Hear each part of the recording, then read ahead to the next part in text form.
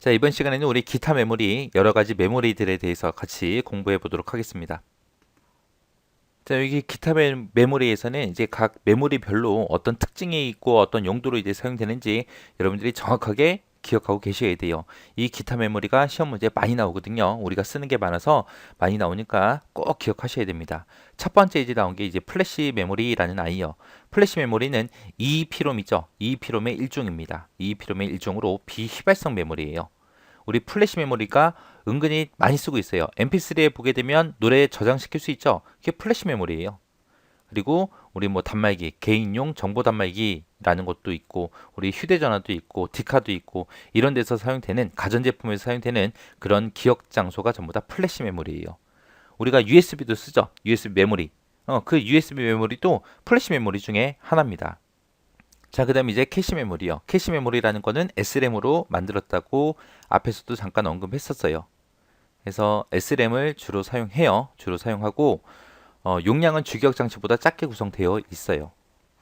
자, 요 캐시 메모리의 종류는 크게 두 가지가 있어요. 이렇게 L1 캐시가 있고 L2 캐시가 있고 두 가지가 있는데 L1 캐시 같은 경우는 이제 연산 처리, 자주 반복되는 연산 처리를 위해서 사용하는 공간을 보고 우리는 1차 캐시라고 그렇게 부르고요. 2차 캐시다 그러면 CPU가 데이터를 뭔가를 처리를 할 거 아니에요.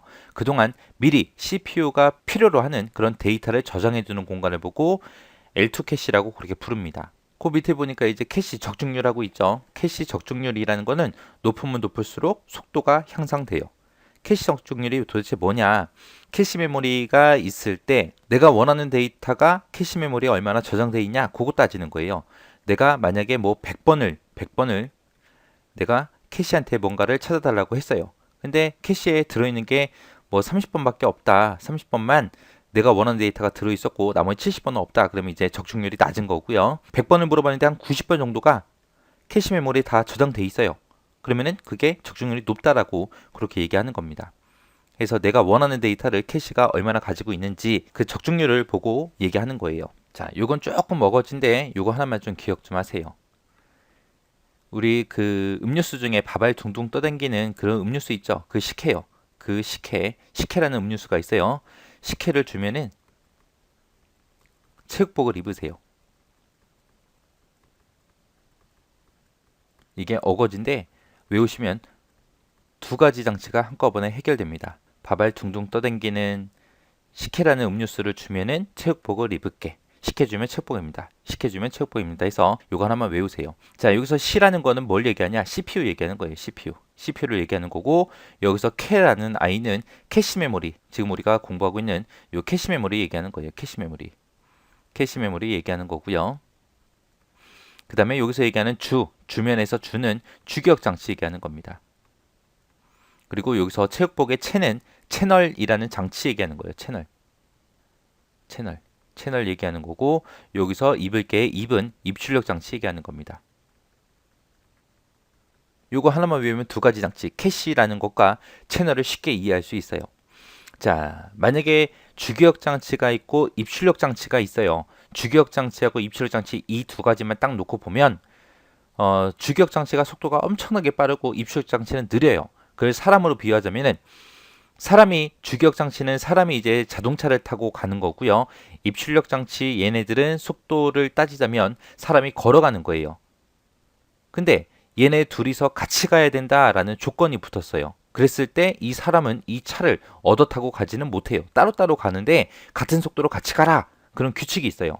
그러면 사람이 자동차의 속도에 맞춰서 엄청나게 빨리 뛸 수는 없잖아요. 그죠? 어쩔 수 없이 주기억 장치가 얘는 100km, 200km 막 그런 속도로 달릴 수 있지만 이 사람 때문에, 이 입출력 장치 때문에 천천히 갈 수밖에 없어요. 사람 속도 맞춰서. 그러다 보면은 이 주기억 장치의 성능을 다 발휘를 못 하겠죠. 그때 이 사람이 이제 어떻게 하냐? 내가 사람인데 입출력 장치인데 이 주기억 장치 자동차를 못 타고 간다 그랬잖아요. 이 차를 못 얻어 타는 거지 다른 차 타고 가면 되잖아요. 그래서 이 입출력 장치가 막 뛰어가다가 중간에 택시를 한 대 잡아 타고 가요. 택시를 잡아 타고 가면 이 주기억 장치랑 얘랑 같은 속도로 같이 달릴 수 있겠죠. 그때 택시 역할을 해주는 게 이 채널이라는 아이예요. 채널은 주기억 장치와 입출력 장치 사이에서 입출력 장치의 속도를 빠르게 해서 주기억 장치와 같은 속도로 같이 갈 수 있게 도와주는 그런 역할을 해주는 게 채널입니다. 채널은 입출력 장치 속도 빠르게 해주더라. 그렇게 기억하시면 돼요. 자, 그 다음에 그 앞에 거 볼게요. CPU라는 아이가 있어요. CPU가 있고 중앙 처리 장치가 있고 주기억 장치가 있습니다. 이 두 개를 놓고 봐도 지금 방금 얘기했던 거랑 똑같아요. CPU는 차 타고 가는 거고 주기억 장치는 걸어가는 속도예요. 그때 이제 택시 잡아 타고 가면 되겠죠. 그 택시 이름이 캐시라는 겁니다. 캐시 메모리. 이 캐시 메모리는 CPU와 주기억 장치 사이에서 주기억 장치를 속도를 빠르게 해서 CPU와 같은 속도로 같이 갈 수 있게 그렇게 해주는 거. 그래서 채널과 캐시는 속도 차이 해결하기 위해 쓰는 장치들이에요. 그래서 캐시는 주기억 장치의 속도를 빠르게 해주고 채널은 입출력 장치의 속도를 빠르게 해주더라. 그렇게 해서 이게 약간 어거지긴 한데 그래도 요거 좀 잘 기억하세요. 그 다음에 이제 가상 메모리요. 가상 메모리다 그러면은 여기 가상이라는 말이 붙었죠. 가상이면 진짜예요, 가짜예요? 가짜인데 진짜처럼 쓰는 거예요. 만약에 주기억 장치가 크기가 요만한 게 있어요. 그리고 보조기억 장치는 이만한 크기를 가진 엄청나게 큰 보조기억 장치가 있습니다. 그리고 내가 지금 당장 실행시킬 프로그램이 있는데 프로그램이 크기가 이만해요. 그러면 이 프로그램이 주기억 장치에 한 번에 들어가요? 못 들어가? 못 들어갈 거 아니에요. 못 들어가면 실행을 못 하겠네요. 그때 이제 가상 메모리라는 걸 쓰는 거예요. 자, 프로그램이 크게 너무 커서 주기억 장치에 못 들어가니까 주기억 장치가 보조기억 장치인데 부탁하는 거예요. 야, 보조기억 장치, 너 기억 장소 좀 남았지? 많이 있지? 나 이 프로그램 실행을 시키려고 하는데 기억 장소가 좀 부족해. 너 좀 빌려줘. 그러면 이 보조기억 장치가 착해서 빌려줘요. 알았어, 너 이만큼 줄 테니까 너 이거 써. 그리고 빌려줘요. 빌려주면은 주기억 장치는 프로그램을 여기다 집어넣어요. 야, 프로그램 여기 들어가. 이 부분에 들어가. 들어가서 프로그램 실행해줄게. 여기로 들어가. 그러면 프로그램이 또 속아요. 바보같이. 아, 여기가 주기억 장치구나. 알았어, 나 여기 들어가 있을게. 그렇게 해서 들어갑니다. 들어가면 주기억 장치가 이제 CPU를 속여버리는 거예요. 야, CPU, 이제부터 여기가 주기억 장치야. 여기에 프로그램 넣어놨으니까 실행 좀 해줘. 그러면 이제 실행을 해줘요. 그게 가상기억 장치입니다. 가상 메모리. 얘는 보조기억 장치의 일부분을 마치 주기억 장치인 것처럼 컴퓨터를 속여서 사용하는 기법이에요. 그래서 여기도 써있죠. 보조기억 장치의 일부를 주기억 장치처럼 사용하는 거. 이게 가상 메모리다라고 그렇게 기억하세요. 보조기억을 주기억처럼 쓰는 거. 그 다음에 이제 버퍼 메모리요.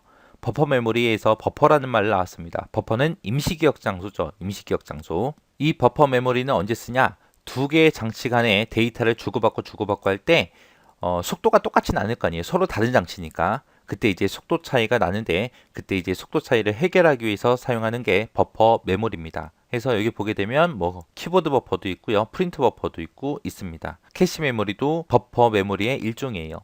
캐시 메모리도 버퍼다. 그 다음에 이제 연관 메모리요.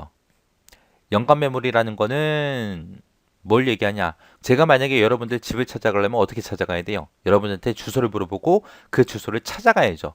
우리 컴퓨터도 마찬가지예요. 컴퓨터 안에서 또 어떤 데이터를 찾을 때 주소를 가지고 찾습니다.